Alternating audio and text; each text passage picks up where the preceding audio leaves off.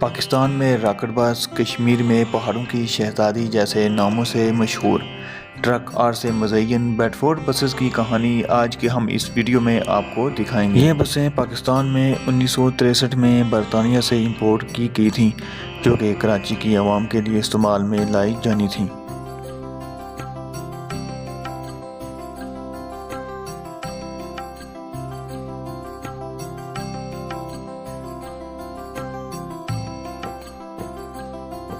یہ بسیں کراچی میں ہی اسمبل ہوا کرتی تھیں، جہاں سے ان کو ٹرک کار میں سجایا جانا شروع ہوا۔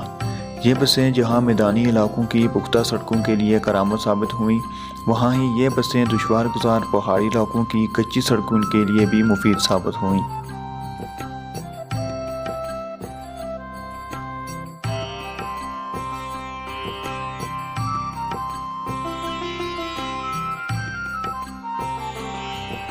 یہ بسیں 30 سیٹوں پر مشتمل ہوا کرتی تھیں، جن میں خواتین کے بیٹھنے کے لیے الگ سے مخصوص نشستیں ہوا کرتی تھیں۔ یہ بسیں مسافروں کے علاوہ سامان کو ایک جگہ سے دوسری جگہ لے جانے کے لیے بھی استعمال ہوا کرتی تھیں۔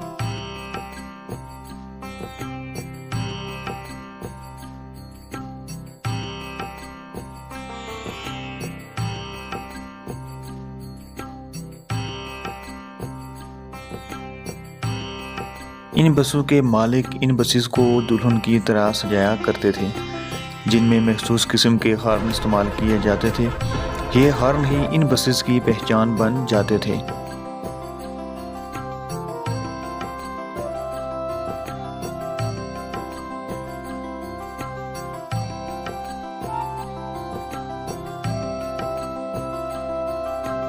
کچے راستوں پر اپنی رفتار کی وجہ سے ان بسز کو راکٹ بس کا نام دیا گیا تھا، جبکہ کشمیر میں پہاڑی دشوار گزار راستوں پر اپنا لوہا منوانے کی وجہ سے ان بسوں کو پہاڑوں کی شہزادی بھی کہا جاتا تھا۔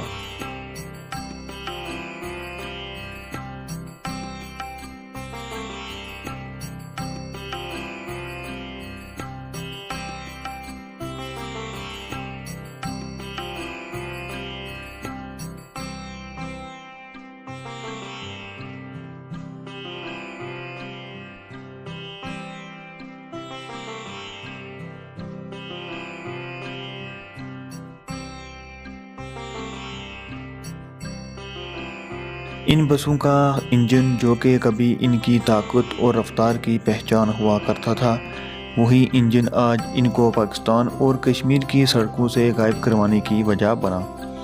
ماحولیاتی اداروں کی رپورٹ کے مطابق ان بسوں کا چھوڑا گیا دھواں ہوا کو بے حد آلودہ کرتا ہے، جس کی وجہ سے ان کو آہستہ آہستہ پاکستان کی اور کشمیر کی سڑکوں سے ہٹا دیا گیا۔